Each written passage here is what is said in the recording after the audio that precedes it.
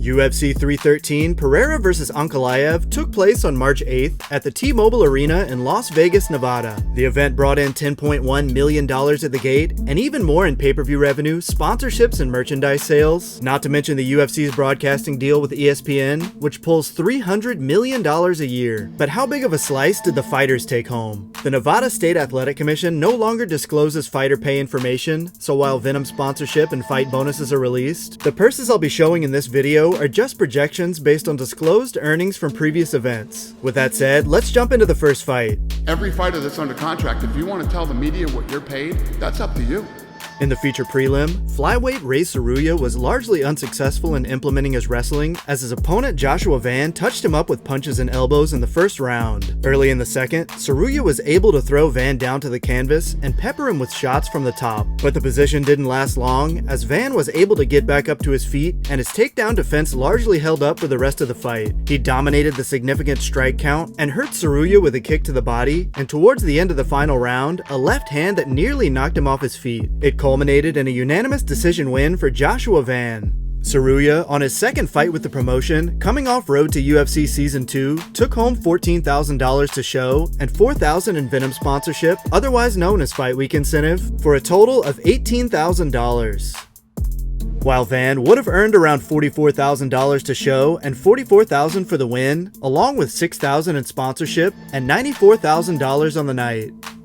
Kicking off the main card, lightweight Maurício Ruffy stung his opponent Bobby King Green with a right hand early in the first round. Despite the obvious danger, Green continued to fight in his trademark style with his hands down, using his speed to avoid incoming strikes. It was a decision that he would ultimately pay for, as a vicious wheel kick by Ruffy caught him right on the temple. It sent Green face first into the canvas, handing Ruffy the knockout victory along with his 7th straight win.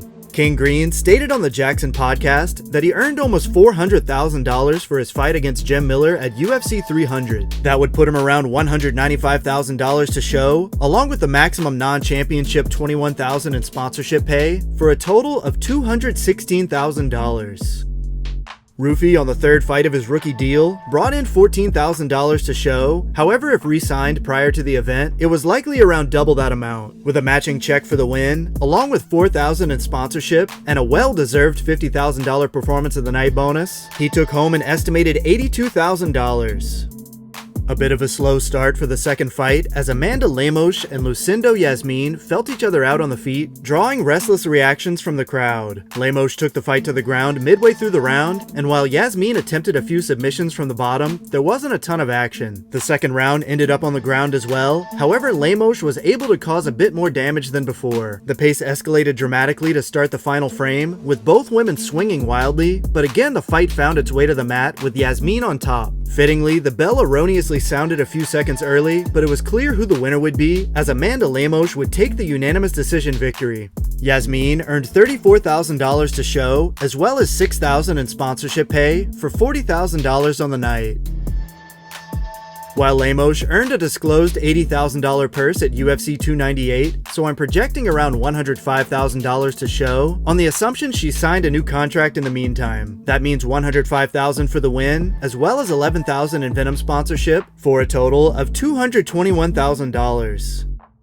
In contrast to the previous fight, Jalin Turner and Ignacio Bahamondes got off to a furious start in their lightweight bout. Both men landed punches and kicks to the body, more or less falling on the ground at one point, where Turner ended up on top. He appeared to be in control, landing nasty ground and pound, that is until Bahamondes threw up a triangle, and locked it in before Turner had a chance to react. Bahamondes would earn his 3rd straight finish and take the submission win.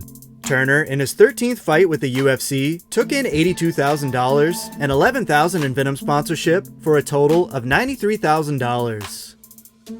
While Bahamondes would have made around $55,000 to show, with another $55,000 for the win, along with $6,000 in Venom sponsorship and a $50,000 performance of the night bonus, taking his total to $166,000.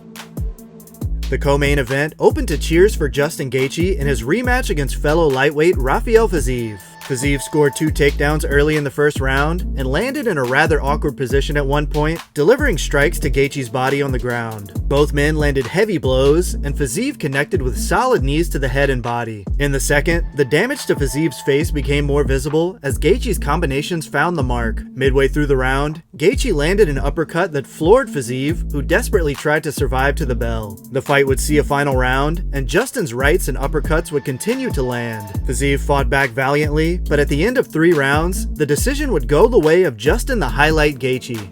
Fiziev likely took home around $82,000 for the fight, along with $6,000 in Venom sponsorship, but he would have also received a bump for taking the fight on such short notice, as well as a $50,000 Fight of the Night bonus, so while his estimated total comes out to $138,000, I suspect he made much more.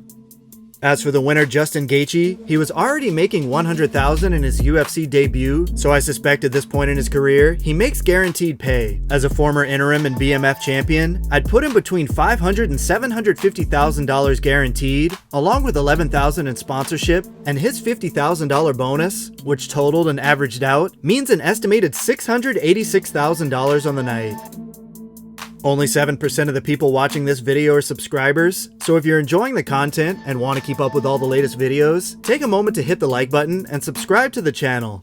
And finally, the main event of the evening, the light heavyweight champion Alex Pereira and the challenger Magomed Ankalaev afforded a lot of respect to one another in the first round, primarily trading leg kicks, from which Pereira seemed to cause more damage. The action continued in the second, with Ankalaev becoming more aggressive as the rounds progressed, pushing the pace and landing with several punches, including a left hand that stunned Pereira at the end of the round. Ankalaev continued to move forward in the third and fourth rounds as Pereira chewed up his opponent's legs with low kicks. His takedown defense held up, even as Ankalaev leaned heavily on his wrestling in the fourth. Down on the scorecards going into the final frame, Pereira landed with a few good jabs and kicks, but needed a finish to get the win. Unable to land the knockout blow, Magomed Ankalaev would go on to take the decision victory. Despite the loss, Pereira would have taken home a massive payday. It's been reported by John Nash on the Hey Not the Face podcast that last year Pereira's contract guaranteed $2 million a fight. But with multiple fights being taken on short notice, Gilbert Burns suspects he made closer to $5 million for UFC 300 when it was all said and done. Taking that into account, I'd have to think he's on a new contract after the year he had, conservatively pulling in $3 to $4 million guaranteed, along with the champion's $42,000 in sponsorship, as well as his cut of the pay-per-view revenue. Using the premium pay-per-view rate outlined in Francis Ngannou's contract negotiations and an estimated 500,000 buys, Poatan would have pocketed an additional $500,000 for a total of $4,042,000 on the night. And for the new UFC light heavyweight champion Magomed Ankalaev, disclosed purses for title challengers range between $350,000 and $500,000, but those are often significantly underestimated. For this high profile of a fight, I'd imagine Ankalaev earned up to $1 million guaranteed, along with the challenger's $32,000 in sponsorship pay, giving him a projected grand total of $782,000. Corrections to the numbers I've shown will be listed in a pinned comment below. That's all for this episode. As always, thanks for watching. See you next week for UFC Fight Night, Vettori vs. Dolidze 2.